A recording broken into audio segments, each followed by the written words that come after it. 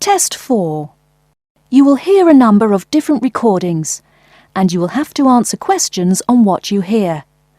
There will be time for you to read the instructions and questions, and you will have a chance to check your work.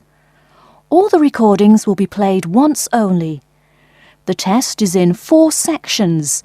At the end of the test, you will be given 10 minutes to transfer your answers to an answer sheet. Now turn to Section 1. Section 1. You will hear a conversation between a staff member from Gaia's Guardians and a man who wants to do something to protect the environment. First, you have some time to look at questions 1 to 5.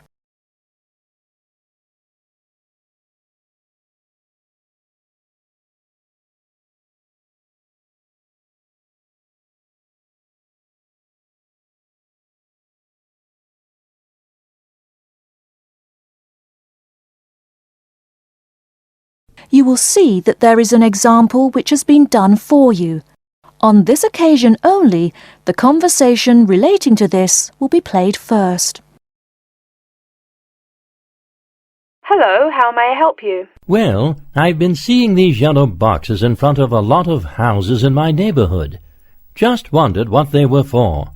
I noticed your phone number on all of them, so I called. Could you tell me about your business? We do recycling, but we're not a business. Gaia's Guardians is a non-profit group. We encourage recycling as a way of protecting the environment. The woman says that they encourage recycling as a way of protecting the environment. So, recycling has been written in the space. Now we shall begin. You should answer the questions as you listen, because you will not hear the recording a second time. Listen carefully and answer questions 1 to 5. Hello, how may I help you? Well, I've been seeing these yellow boxes in front of a lot of houses in my neighborhood. Just wondered what they were for. I noticed your phone number on all of them, so I called. Could you tell me about your business? We do recycling, but we're not a business. Gaia's Guardians is a non-profit group. We encourage recycling as a way of protecting the environment. I don't know. I mean, it is a good idea, but I really don't read the newspaper every day or anything. And we don't come collect newspapers every day. In fact, we only do pickups every other week. Oh, well, then maybe I could help.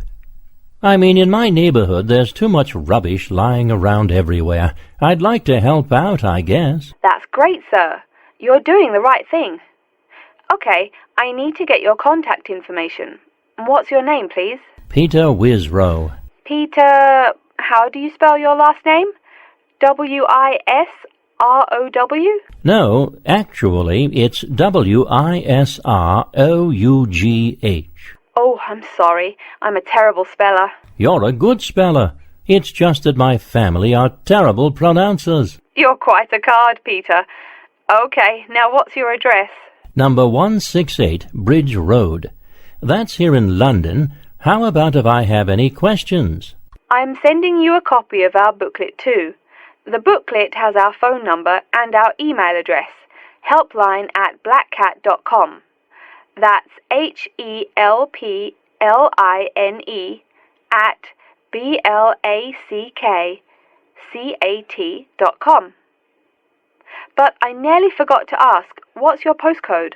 BS9 7PU. PS97BU? No, that's B as in boy, S9 7P as in Peter, U. Before you hear the rest of the conversation, you have some time to look at questions 6 to 10.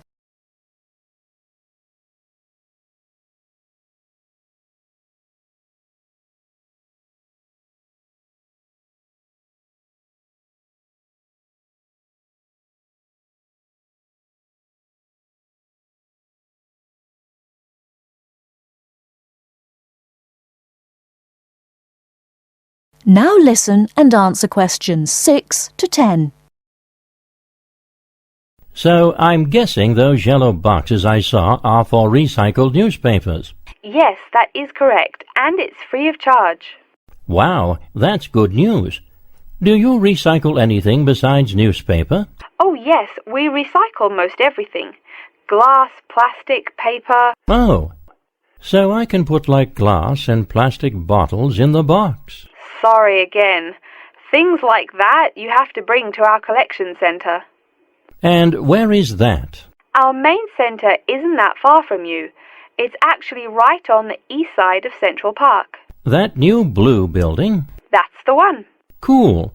Hey, what's with all those different colored boxes outside that place? Oh, that's for the different materials we recycle. The blue is for metal, the green is for glass and plastics, and the yellow, of course, is for paper. Okay, I'll try and manage to keep all that straight. Oh, no need. They're each labelled. Great. So which one would I put magazines in? Actually, they don't go in any of the bins.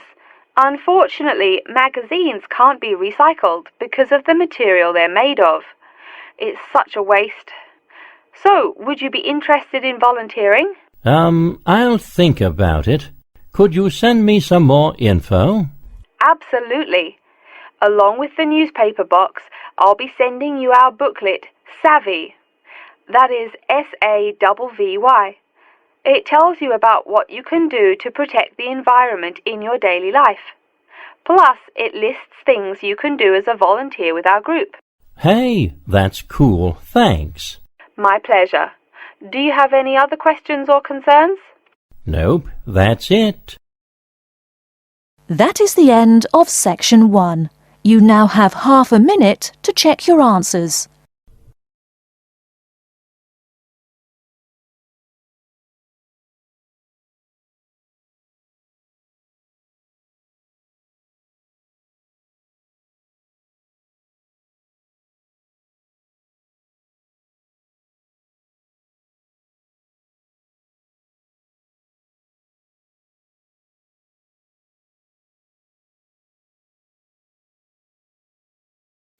Now turn to Section 2. Section 2. You'll hear an introduction about how to make a resume and apply for a job. First, you have some time to look at questions 11 to 17.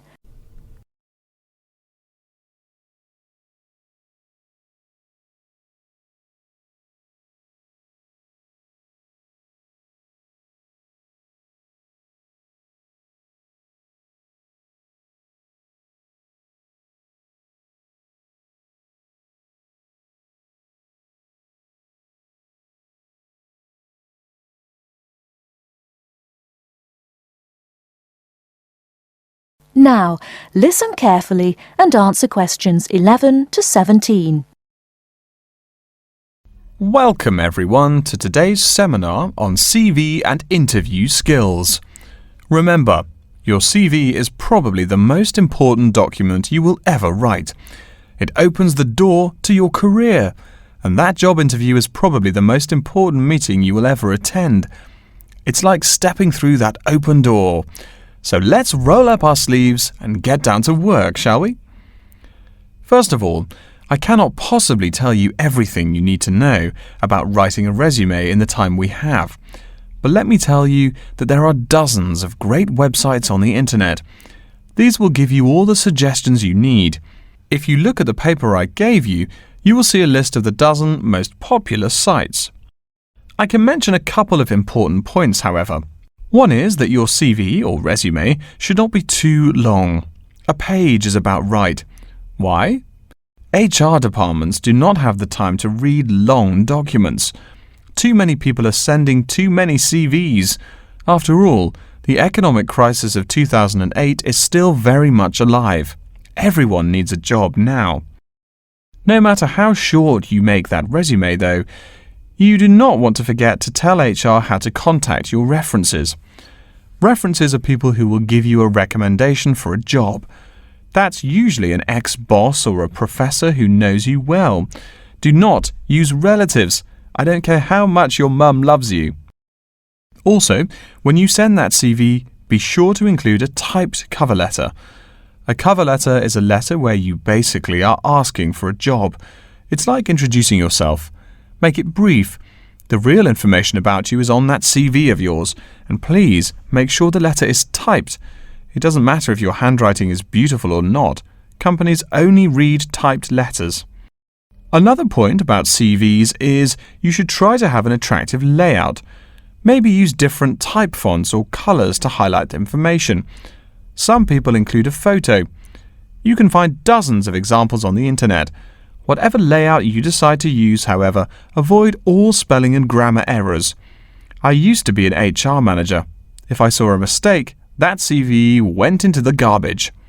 Something you write in a CV is a description of your skills and experiences in an interesting way.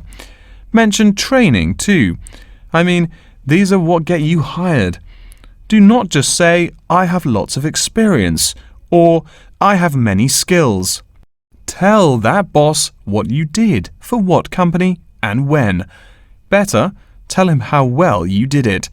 Don't just say, I sold houses. Say, I sold £2 million worth of houses in my first year. That is, say something to make the person reading excited and curious. Finally, speaking of CVs, it's sad, but some people actually forget to provide a contact number. That's pretty silly. You wrote a great CV, you have HR dying to meet you, and they don't know how.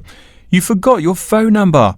Oh sure, if you apply online, they have your email address, but you just showed them you're forgetful.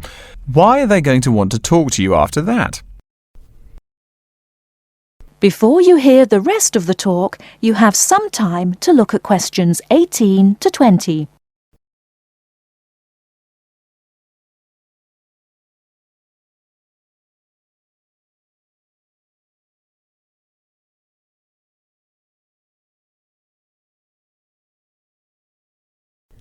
Now listen and answer questions 18 to 20.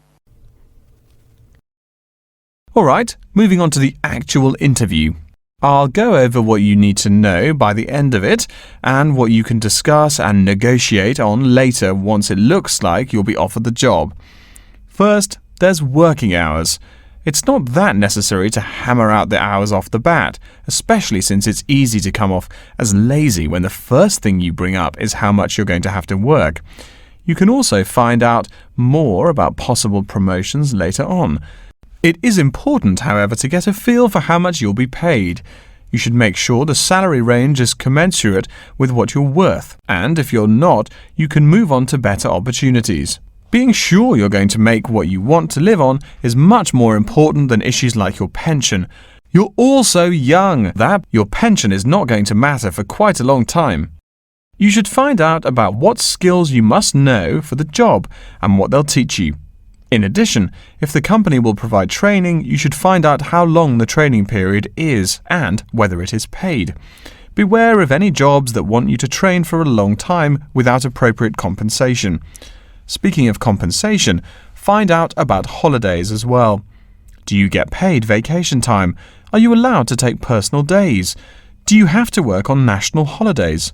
Once you work out these main issues, you can move on later to details like the location and expected attire and whatnot. Wow, that's a lot of information. Let's take a break so you can think everything over and ask any questions you may have. Don't hesitate to come and see me if you need any clarification on all this stuff. That is the end of section 2. You now have half a minute to check your answers.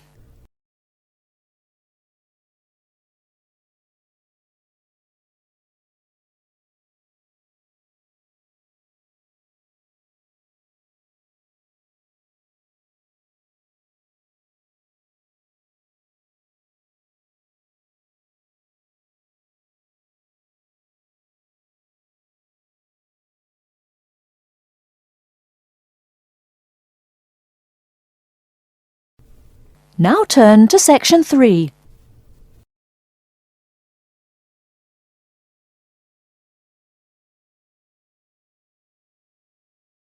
Section 3. You will hear a man called Frank talking to Dr. Lindsay about what he should study if and when he returns for further classes. First, you have some time to look at questions 21 to 25.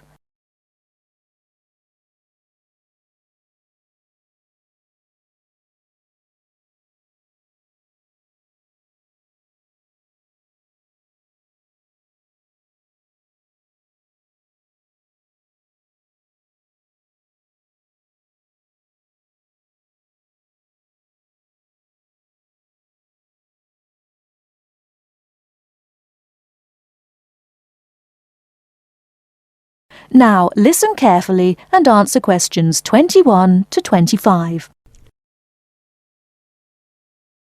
Hello, are you Dr. Lindsay, the returning students advisor?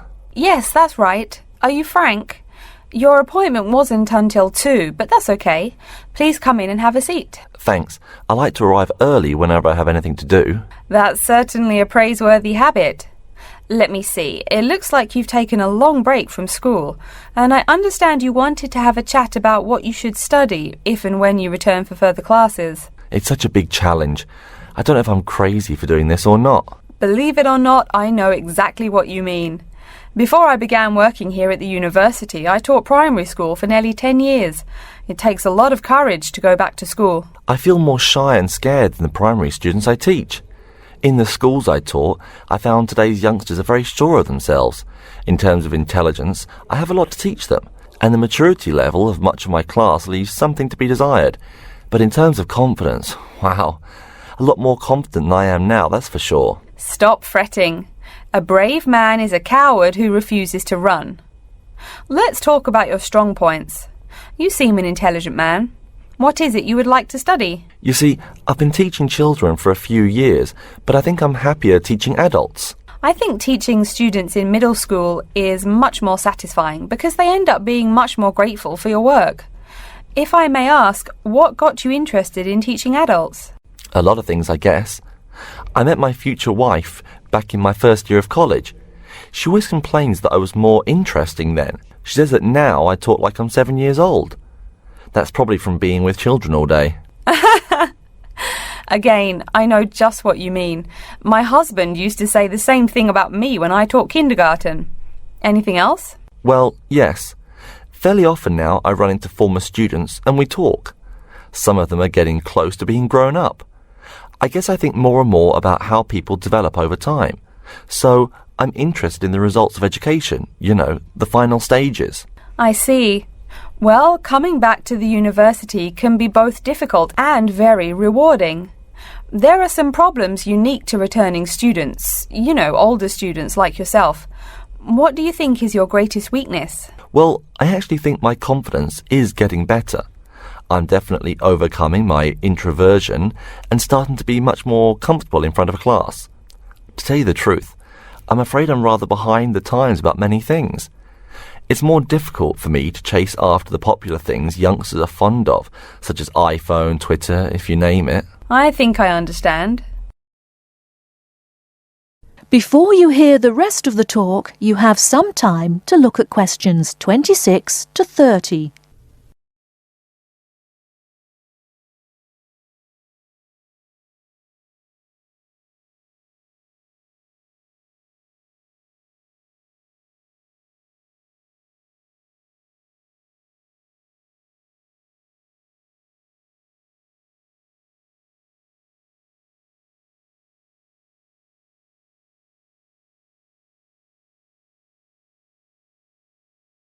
Now listen and answer questions 26 to 30. How old are you, 35? People at your age still go back to school for further education. I was a bit the same way. I mean, I didn't study at university till after I had a family, a husband and one child. My point of view was a lot different from your average 18-year-old girls, I can tell you. Gee, that sounds pretty rough. A family and college? Clearly you weren't unsuccessful, though. It was, Frank, it truly was. My first term at school was extremely stressful. But, excuse me, you're not here to listen to my life story. We're talking about your plans. Is there anything unique I should know about you or your past experience or plans? I'm afraid not. There is nothing interesting about my career or plans. It's really not too impressive. Now, I forbid you to talk like that. This is your one life, and if you're not interested, why bother living it? Don't be so humble, Frank. Okay. My wife says I'm a wimp. Let's talk about your dreams a bit. You want to teach adults, you said. What would you like to teach them? Well, when I first came to college, I really liked languages and literature. A lot of people have told me that for practical reasons, it would be more rewarding to choose business management as my major. But I made up my mind to study liberal arts once I got the idea of going back to school. I must say it's refreshing to meet someone who knows there's more to an education than computers and finance. Let's have a look at the university course catalogue. Excuse me, Dr. Lindsay, before we do that, could I maybe ask you some questions about changes in university life? I think I need to discuss that so I know what to expect. Of course, I'm here to help you. The biggest thing to get used to is the change in technology. Professors present things on huge screens, many of which are interactive computerized whiteboards. You can write on them still and use them like a touchscreen. They're really handy. No more sloppy scribbled notes on the projector. Let's see, I doubt you'll be living in student housing, so I won't go into all the improvements there. Another major change that you'll enjoy is the plethora of resources available for students. As a student, you have 24-hour access to the gym and library privileges that include the use of school computers to scan, copy and print. And of course the media library, which contains movies from all genres and most of the movies listed on AFI's top 100 movies of all time. The dining facilities are also not what they used to be. They offer choices for all diets, and you can expect a hot meal any time of day. Wow, things really have changed. I'll be sure to utilise all those great facilities in my time here. Thanks for all your help, Dr. Lindsay. I think that's all the questions I have for now. That is the end of section 3. You now have half a minute to check your answers.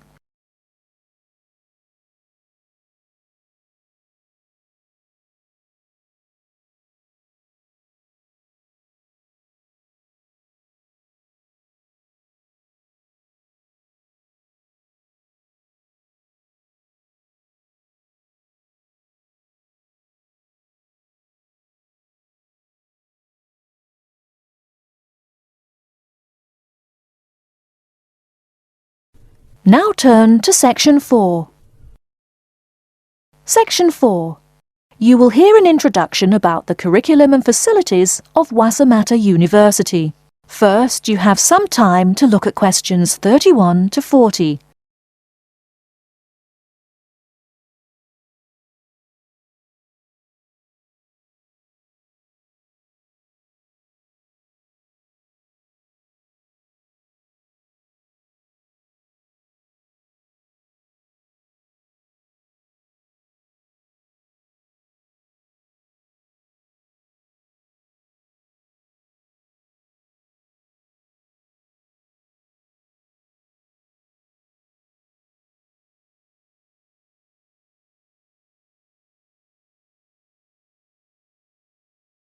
Now listen carefully and answer questions 31 to 40.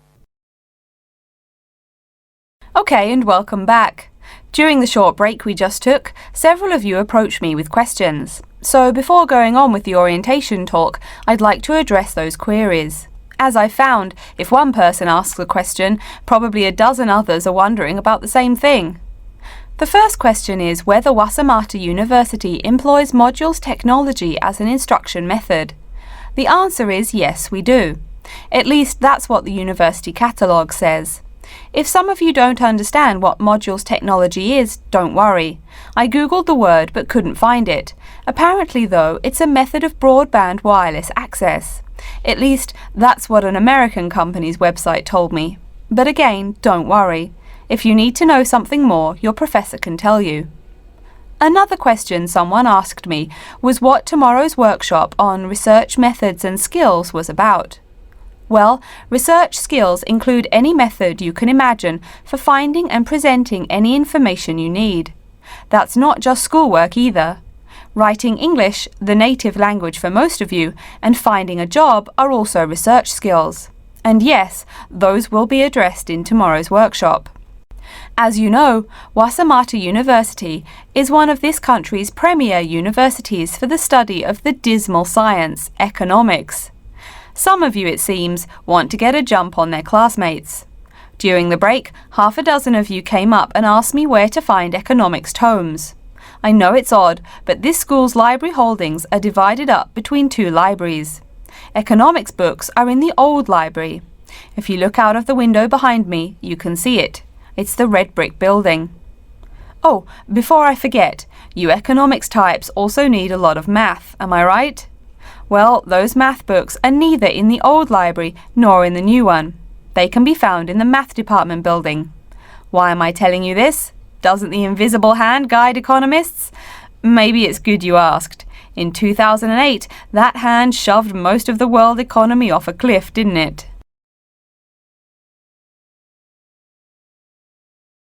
Now, I realise that most of you couldn't bring a computer printer or a photocopier from home. So I'm sure you're already wondering where you can copy things like term papers, internet articles, and things like that. I have some good news and some bad news. The good news is that there are a number of places you can make copies. These include both libraries and the Student Union building. Now the bad news. I'm sorry to say, most classroom buildings and academic departments do not have copiers students can use. So most of the large buildings you see around campus do not have copiers for students. The copiers there are reserved for professors and office staff. Oh yes, I nearly forgot to tell you.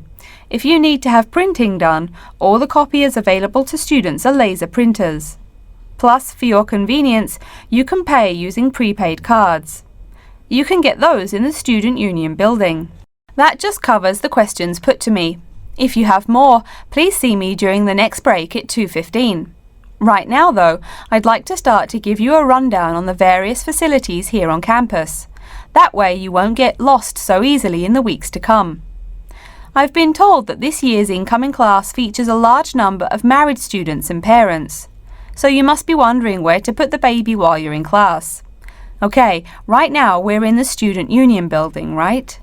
Remember the big doors in front where you all came in? If you go out of the building, you can see the nursery is just on the other side of this building. It's only about 20 meters away. Convenient, eh? Next, we're all from different places around the country. Some of you are from other countries. That means we're pretty likely to get sick during the first months of school as we expose each other to many new viruses. So where's the doctor? Of course, you need to find the Medical Services Centre, which is on the right as you leave the building. Remember, that's the second building on the right. And if you look out of that window, you can see a lot of antenna and satellite dishes on the roof. So that's what we call the Media Centre. Yeah, I know, I think it's confusing too. The Media Centre is next to the Medical Centre. The chairwoman of the journalism school on the first floor doesn't like it when people who wander in there mistake her for a nurse. Chances are you'll have at least one math class while you're here. That red building there, just outside to the left, is the math department building. I know, it looks about as old as the subject of math, but I assure you that the inside is equipped with state-of-the-art classroom equipment, including interactive chalkboards and surround sound in every room. Oh, can you see the back building there? Yes, behind the Media Centre. Quite new, isn't it? That's the new library, just decorated. They're back to back, you might say. If you look just to the left of it at the lower, older-looking building, you'll find the old library. It's nice and quiet, perfect for those marathon study sessions during exam week. Since the weather is so nice, why don't we stop looking at our maps, but go for a walk around the campus? That is the end of Section 4. You now have half a minute to check your answers.